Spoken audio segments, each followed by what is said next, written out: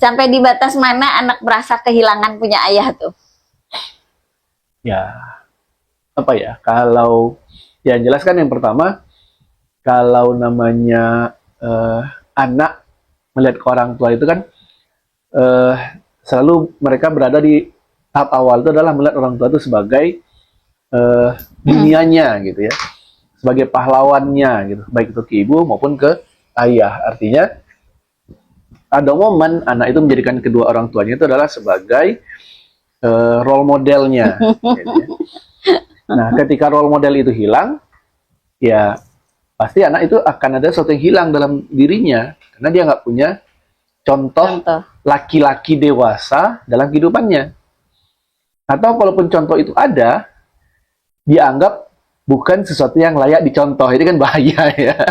Punya ayah karena nggak jadi teladan ya, ayahnya. dilabelin oleh anaknya nggak layak dicontoh.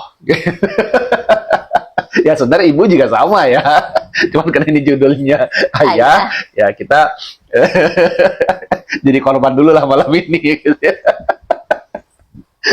Padahal sebenarnya kalau kita bahas masalah role model ya sebenarnya sama, ayah sama ibu harus benar-benar jadi role model. Nah ketika itu tidak hadir atau malah memberi role model yang jelek kepada anak, ya dan sebenarnya bisa gini juga, dia nggak tahu itu jelek atau baik gitu anak itu. Dia hanya melihat, oh itu contoh yang harus aku tiru. Gitu.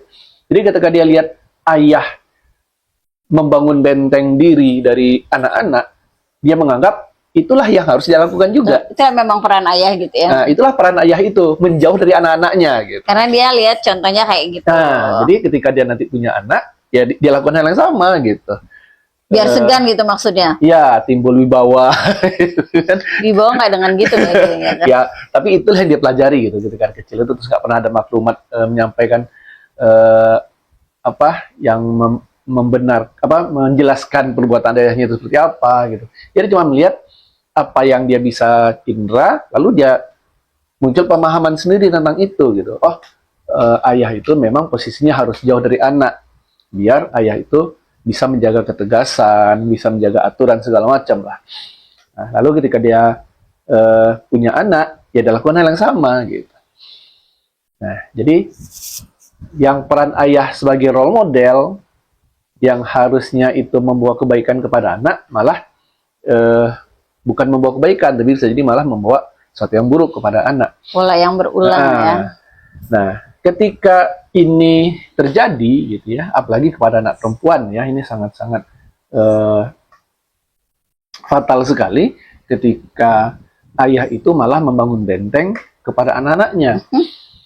Kepada anak perempuan itu biasanya melihat ayah itu sebagai hero-nya gitu. Apa kalau bahasanya itu cinta pertamanya gitu. Lalu ketika dia menilai ayah itu nggak layak dicintai, maka dia akan cari cinta yang lain. Dia akan cari cinta ke tempat lain gitu. Karena dia cinta di luar ya. Cinta di luar. Nah, artinya ketika ayah sudah tidak hadir seperti itu gitu kan, untuk memberikan apa namanya sosok yang layak dicintai oleh anaknya. Nah, di situ pasti sudah terjadi luka di kasih sayang anak. Sehingga anak mencari kasih sayang ke tempat yang lain. Nah, itu satu. Ketika ayah itu hilang dari hidup anak ketika dia membangun benteng kedekatan dengan anak. Dia mengambil peran sebagai pemerintah gitu di rumah gitu ya, penguasa di rumah yang menjaga jarak dari anak-anaknya. Karena pengen didengar, kadang-kadang itu ya sikap itu yang diambil gitu. Lalu ada juga ketika ayah itu sama dengan menjaga otoritas di keluarga, cepat marah, menerapkan aturan, nggak mau diskusi gitu, keras gitu, seperti kita bahas minggu kemarin juga, hanya menekankan keras gitu kepada anak gitu. Ya lagi-lagi anak tidak merasa ini bukan sosok ayah yang bisa aku turutin, akhirnya bukan sosok ayah yang bisa aku tiru, ataupun kalau dia meniru seperti tadi, dia hanya meniru kerasnya saja tanpa ngerti alasannya harus seperti apa. Gitu. Kenapa ayah itu keras sama aku? Dia nggak ngerti.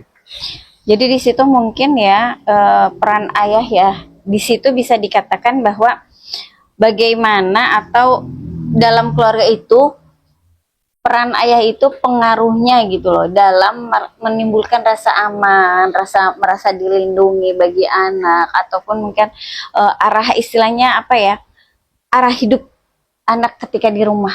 Nah itu Iya. siapa yang berperan tuh? Kalau Ayah apa bunda tuh? misalnya, ya kalau rasa aman, pasti harusnya ayah lah, gitu kan? Karena kalau misalnya secara ini juga ya, contoh dari Rasul gitu kan, eh, yang menjaga keluarga itu dari ancaman dari luar, itu ya peran ayah. Gitu. Nah mungkin itu juga terjadi kesalahpahaman ya, ketika pengennya memberi rasa aman, membangun rumah yang kokoh, gitu kan, membangun gedung-gedung yang menjaga anak itu dari ancaman orang luar, akhirnya malah fokus di membangun pagar, membangun gedung, membangun dinding, sementara apa yang dia jaga malah terlupakan. Gitu. Nah, Lagi ini sekarang sebenarnya seribu cara ya istilahnya. ya, jadi supaya anakku aman, dibelikanlah mobil yang pakai kaca anti peluru misalnya, gitu kan. Tapi anaknya sendiri nggak ngerasa dia butuh itu gitu. Lalu karena ayahnya butuh banyak hal itu untuk dikasih ke anak, malah sibuk cari uang keluar, cari jabatan yang tinggi supaya bisa dapat penghasilan yang besar, bisa ngasih banyak ke anak segala macam. Nah, yang harusnya memberi rasa aman itu harusnya rasa aman di hati dulu gitu, bukan secara fisik langsung dari luar. Nah, itu yang akhirnya terskip gitu. Yang harusnya memberi rasa aman di hati anak dulu bahwa orang tuanya itu hadir di dekat dia. Karena kan kalau masih bayi itu kan anak tuh butuhnya aman itu kalau orang tuanya hadir sebelah dia. Gitu. Anak nangis, Dia ada di situ. kalau ada orang tuanya dekat sana menenangkan dia, disitulah dia merasa aman. Gitu. Bukan ketika dia nangis lalu diberi Mainan atau makanan.